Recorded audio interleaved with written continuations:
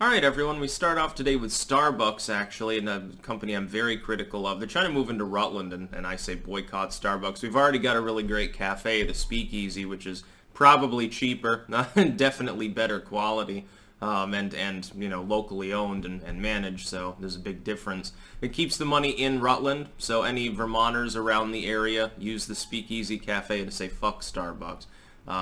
Anyway, Starbucks has banned its employees from wearing BLM shirts and stuff. Now, this is not a unique thing. This is part of a long-standing policy, apparently, that their company has in general against having branded clothing at all. Because I guess the idea is, number one, you don't want lawsuits. You don't want it to appear that your company is endorsing or unendorsing a specific idea. You don't want to alienate customers. But because of cancel culture being the way it is, because of the Karens and all of the others, they want their $5 crap frap, essentially. When they realized this policy was in effect, all of a sudden they got spicy over it. See, they never cared before, but now it's specifically being used against this one brand, and that's sacrosanct and religious to them. It's like religious garment to the far left, BLM clothing, stuff like that, and so they're really pissed off about it. No policy was implemented or changed. It's always been there. They get outraged. On the other hand, though, I don't like the idea of corporations staffing particularly what employees would wear. Would it, for instance, bother... Look at the clientele of Starbucks. Let's just look at this from the pragmatic angle. Not even looking at the ethical angle, the legal angle, whatever people's feels. Just pure pragmatism. Wouldn't it be better for Starbucks, considering the far left tilt of the average person using a fucking Starbucks? Don't you think it might be, you could put a little bit of wiggle room into that policy? Like, this was a perfect example of when a corporation, by the way, could grandstand. Starbucks could have come out with a presser and said, well, yes, we've decided that despite the fact that this policy's been around for years, and despite the fact that we've never given wiggle room before, we're going to make one exception because Orange Man bad. And all of those soy latte sucking liberals would have immediately gone to their local Starbucks. Now instead they'll probably burn a couple of them to the ground, because these rioting hordes are lawless and violent. So it's very funny. It's a cancel culture. The most recent victims, J.K. Rowling, who is a legendary leftist, literally like if leftists were Pokemon cards, she would be like one of the top level ones, the one that everyone wants to find in their pack. And then Starbucks, which is the ultimate like sort of far left corporation. Now, keep in mind, of course, it is still a multinational, massive, for-profit, I think multi-billion-dollar corporation. A for-profit brand, very capitalistic in that essence. But liberals are easily fooled into thinking that a mega corporation like Walmart is progressive as long as it says something progressive. They don't even have to do anything. They don't have to allow a workers' union. They don't have to have environmental regulations. They don't have to install a solar panel. Please don't do that, kitty. They don't have to actually have, diversity quotas in their factory, so to speak. All they have to do is come out and make a tweet. It's interesting how easily swayed people's minds can truly be.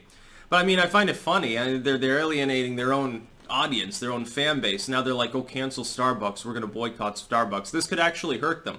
You got to understand, we are technically still, to a degree, in a recession. Consumerism at Starbucks is probably down at the moment because in a lot of places they have to like leave every other fucking seat empty and dumb shit like that. And now the people that would go there, it's going to be every third seat's going to be empty. Not by my structure, but simply by the choice of the consumers, because half of them probably won't go to Starbucks for the next month or so. Now, their attention span tends to be short, so at some point they'll calm down. They'll run out of soy at home. They really, really need their fix. They need their estrogenic materials, and so they'll go back to Starbucks. But again, why don't you liberals like go to a local hippie cafe or a co-op or something for your free trade coffee, instead of paying twice as much for corporate branded crap? You're literally paying just for the label at that point. You're paying for the name. I find it funny when people do that with clothes and shit too. Oh, I've got Nikes. Okay, so you paid twice as much for the same fucking pair of sneakers. I'll go and get some generic fucking sneaker from Walmart, if I used Walmart. Get shoes from Target or something. It's like, fucking deal with it, dude. You don't need a $500 pair of shoes. You can. Very wonderful capitalistic corporate branding there that they've managed to con people into buying any Apple product, by the way. Apple also not progressive at all, except in name, and they love to flaunt that fact. And offer bright colors and rounded corners to the adult babies that comprise most of their clientele. But with Starbucks, it's just crap anyway. I'm proud to say I've never actually gone to one. I mean, if I want to go to like a cafe, I'm going to go to something local, family owned, or at least locally owned and managed. I'm not going to go to fucking Starbucks. I act more like a genuine leftist on that than a fucking, self-proclaimed leftist does. It's like, come on, dude. Fucking bullshit. As far as BLM, fuck BLM. I mean, I don't really care, though, if people want to wear their branded stuff. It's like, the company could have grandstanded. They could have virtue signaled and their stock would have soared. They made a very bad, I think, commercial decision with this one. At some point, they might have even already walked it back, for all I know. That tends to cancel culture. The social justice warrior lynch mob dogpiles you if you step out of line. Like, if you have any platform at all, if you say one bad thing, all of a sudden they huff and they puff and they hold their breath and threaten to hold it until they die. And then mommy and daddy have to come along and admonish you. They try to get the government involved or deplatforming raids and stuff because they get so easily triggered. See, they're emotional babies. They can't control their feelings. And so they try to control others' actions in order to safeguard their feeble, fragile little minds. It's funny to see cancel culture attack Starbucks and J.K. Rowling. J.K. Rowling is transphobic because she recognizes the existence of a group of people called women for the purposes of women's rights and equality and so forth.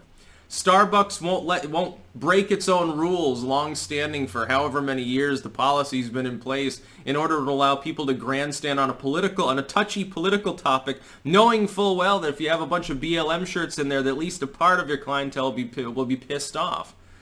Very, very funny times we live in. That's about all. Peace out.